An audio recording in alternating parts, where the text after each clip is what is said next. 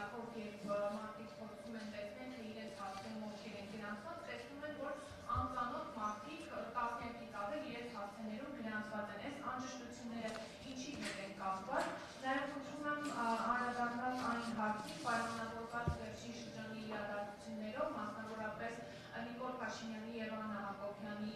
բաժանությամբ։ Հիմա մասնավորապես նաեւ այն համատեքստում, որ ընտրական օրենսգրքում բազմաթիվ փոփոխություններ են կատարվել եւ հիմա «Իմ քայլը» հիմնադրամը ասոցիացվում է քաղաքացիական պայմանների կուսակցության հետ, թե ոչ, ինչպես նաեւ քաղաքացիական պայմանների կուսակցության ներքաղաքական քարոզարշավներն են մեկնարկել եւ հանրային հեռուստաընկերությունը դրանք ակտիվորեն լուսաբանում է, տարբերություն դնելով ընդդիմադիր դաշտում տեղի ունեցող մյուս քարոզչությունների։ Հիմա դուք այս համատեքստում կարողանալու եք ապահովել բոլոր կուսակցությունների հավասար հումքով լուսաբանումը։ Շնորհակալություն։ Սկսեմ վերջից։ Հարգելի լրագրողներ, հավասար լուսաբանում պիտի ապահովեք դուք։ Լուսաբանումը ապահովում եք դուք։ Մենք կենտրոնական հանրային հեռուստաընկերությունը, եթե հանրային հեռուստա, ես չեմ ասում, որովհետև մեր տեսանկյունից կլինի հանրային հեռուստաընկերություն, թե մնացած լրատվամիջոցները, բոլորը մեր տեսանկյունից նույն հարցության մեջ են։ Այսինքն, այստեղ հանրային հեռուստաընկերությունը ունի օրենքով սահմանված պարտավորություններ, որպես պետական ֆինանսավորում ստացող հեռուստաընկերություն, որ պարտավոր է ապահովել։ Եվ եթե, այսպես ասենք, հանրային հեռուստաընկերությունը որևէ իր պարտականություն չկատարի, ինչպես գիտեք, ՌԱՀ-ը այս պարագայում ՌԱՀ-ը հետևում է այդ նաև ՌԱՀ-ը հրապարակել է արդեն իր մեթոդաբանությունը մոնիտորինգի, կարող եք վերցնել ծանոթանալ եւ ՌԱՀ-ը ապահովելու է դա։ Եվ այստեղ կոնկրետ հեռուստաընկերությունների կողմից իրենց պարտականությունների կատարման մոնիտորինգը իրականացնելու է ՌԱՀ-ը եւ ՌԱՀ-ը մեզ նաեւ տեղեկացնելու է այդ ընթացքի վերաբերյալ, այսինքն եթե խնդիրներ կան, եթե խնդիրներ չկան եւ այլն։ Այսինքն սա մեկ։ Մյուսը ասացիք, ես չհասկացա, թե վարչապետի եւ իր տիկնոջ ամուսնալուծությունը ինչու հարցի։ Տեսեք, երբ որ մենք ունենանք գրանցված կուսակցություններ, այդ ժամանակ մենք արդեն ընտրական օրենսգրքով սահմանված կարգով կանդրադառնանք նաև հիմնադրամներին, նրանց ծավալած գործունեությանը։ Ես կարող եմ ասել, որ այսօր մենք կհրապարակենք մի պարզաբանում, որտեղ այս խնդրին կա անդրադարձ։ Այս խնդրին կա անդրադարձ, այսինքն ոչ թե իմ քայլին, այլ ընդհանրապես բարեգործական կազմակերպությունների եւ կուսակցությունների, տեխնացուների այդ կապին, ասոցացված, չասոցացված։ Ես դա կհրապարակենք, դա նաեւ ձեզ բոլորիդ կուղարկի, որպեսզի նաեւ դա այդ հարցի պատասխան ունենք, բայց ամեն դեպքում մենք իրավիճակը սկսում ենք գնահատել, երբ որ ունենք կուսակցություններ գրանցված եւ տեխնացուներ։ Երբ որ մենք չունենք գրանցված կուսակցություններ, չունենք տեխնացուներ, ենթադրություն, այսպես ասենք, ենթադրություններով չեն կարող առաջնորդվել եւ չեն կարող որևէ գործընթաց, իրավական գործընթաց հարուցել։ Սա էլ մի քան ցուցակների հետ կապված, հայ հարգելի գործընկերներ, ցուցակները ինչպես գիտեք, վարում է ներքին գործերի նախարարությունը, ընտրողների ցուցակները։ Ես ներքին գործերի նախարարությունը վերջերս, այսինքն կոնկրետ միգրացիայի եւ քաղաքացիական ծառայությունը, վերջերս հանդես էր եկել պարզաբանման։ Ես կարող եմ նորից դա ներկայացնել, որ անձը որևէ բնակելի տարածքի հասցեով կարող է հաշվառել երկու եղանակով։ Բնակելի տարածքի սեփականատիրոջ կամ սեփականատերերի գրավոր համաձայնությամբ։ Այդ դեպքում փաստացի բնակության հանգամանքը չի ստուգվում։ Եվ երկրորդը, փաստացի բնակության հիմքով։ Այս դեպքում անձը գրավոր հայտնում է իր բնակվելու հասցեն լիազոր մարմնին, դիմելով տվյալ հասցեում հաշվառվելու համար։ Անձի դիմումում նշված հասցեում բնակվելու փաստը ստուգվում է ոստիկանության կողմից։ Այս դեպքում հաշվառումը իրականացում է փաստացի բնակվելու փաստը հավաստող տեղեկությունը ոստիկանության կողմից միգրացիա եւ քաղաքացիական ծառայության բաժնին տրամադրելուց հետո։ Այսինքն եւ այն խնդիրները, որ այս նույն պարզաբանման մեջ ըստ էության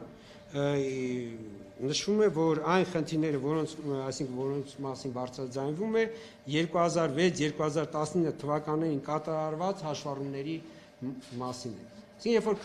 նույն, ասենք, սեփականատերը այն նախորդ տարիներին ինքը չի, ասենք, ստուգել թե իր հասցեում ովքեր կան հաշվառված։ Եվ այսօր, երբ որ օրինակ ստուգում է, տեսնում է, Քավլիցի տեսնում է հանգիստ կարող է ինքը սեփականատերը բոլոր իրեն համար անցանկալի անձանց հեռացնել այդ հասցեի հաշվառումից, բայց սա կապ չունի ոչ ընտրությունների, այսպես ընտրությունների հետ, ոչ ընտրությունների որակի հետ, որտեվ մարդիկ հաշվառում են նաև, ասենք, որևէ բնական վարձով բնակվելու ժամանակ դիմին են լիազոր մարմնի եւ նույնիսկ առանց սեփականատիրոջ իմացության հենց այս կարգավորման հիմքով իրենք փաստացի հաշվառում են այդ հասցեում։ Հետո տեղափոխվում են այլ տեղ բնակվելու։ Երբ որ սեփականատերը չի ստուգում, ստացվում է անցնում է երկար ժամանակ, մեկ էլ այսինքն երկար ժամանակ անցա ինքը նոր իմանում։ Կա այդ ընթացքում կա նույնիսկ սեփականության սեփականատերն էլ փոխվել տվյալ անշարժ գույքի։ Որովհետև մեր ներկայիս օրենսդրությամբ հաշվառումը, քանի որ գույքի նկատմամբ որևէ իրավունք չի ստեղծում, կարող է սեփականատերը փոխվի, բայց գույքի այդ անշարժ գույքի հասցեում հաշվառված անձիկ չեն հանվում հաշվառումից, հասկանում եք, այսինքն մարդը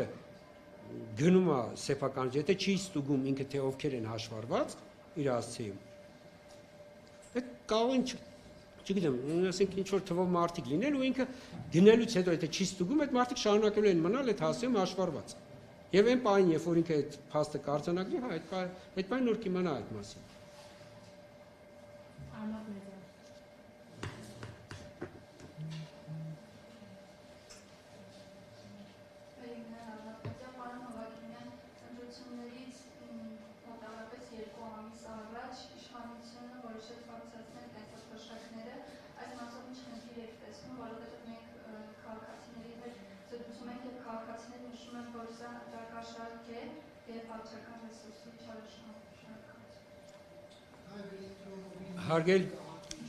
Հարգելի լրագրողներ, նախ մենք վարչական ռեսուրսի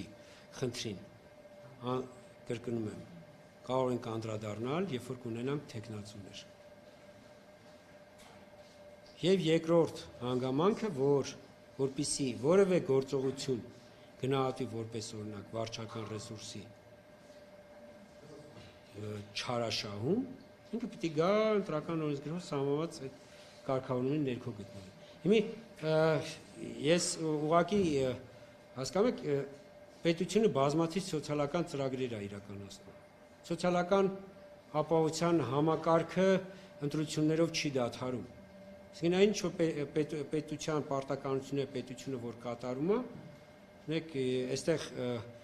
դեռ չունենալով դեռ նույնիսկ գրանցված տեխնացուներ միանգամից խոսել վարչական ռեսուրսի չարաշահման, իսկ վարչական ռեսուրսի չարաշահումը ենթադրում է, որ դա իրականացվում է գրանցված կուսակցության կամ տեխնացուի կողմից։ Որտեղ են մեր գրանցված կուսակցությունները կամ տեխնացուները։ Բայց ավելին դա այդ երևույթը պիտի գնահատվի հենց այն փաստով, որ օրինակ դա այդ գործողությունը կապ չունեցել տվյալ, չգիտեմ, պաշտոնյայի պարտականությունների կատարման մեջ կամ դա ինքը, այսպես ասենք, իր բնականon գործառույթներից դուրս գործառույթ է իրականացրել հատուկ, այսպես ասենք, իր համար շահեկան դիրքում հայտնվելու համար։ Այս դեպքում ես դուք մի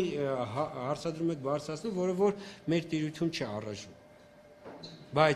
Բայց գրանցվելուց հետո եթե մենք ունենանք փաստեր, օրինակ, որ կառավարությունը չպիտի այս գործողությունները կատարել այլ պայմաններում, այսինքն ինքը այդ գործողությունները, չգիտեմ, այս պաշտոնյան կամ այն պաշտոնյան կատարելը բացառապես ընտրություններով պայմանավորված, այս դեպքում կարող ենք տվյալ գործողությունը գնահատել որպես վարչական ռեսուրսի չարաշահում։ Ես կրկնում եմ, մենք տեսեք, հարգելի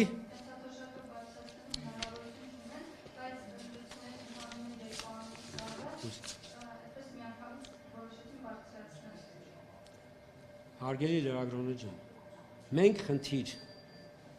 կարող ենք տեսնել, երբ որ խնդիրը առկա է։ Իսկ կրկնում եմ, մենք կենտրոնական տրական հանձնաժողով վարչական ռեսուրսի խնդրին կարող է անդրադառնալ, երբ որ արդեն կունենա թեկնածուներ, որտեղ ում կողմից կրկնում եմ ես հարգելի լրագրողներ, երբ որ կունենանք թեկնածուներ, երբ որ թեկնածուների կամ կուսակցությունների գործունեության հետ կապված հարց կբարձրացվի եւ կասեք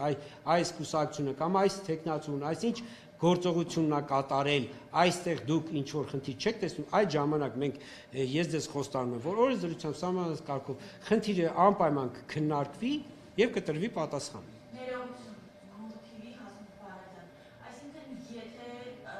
Գրանցումը իրականացվի, դուք դիտարկում եք այս հարցը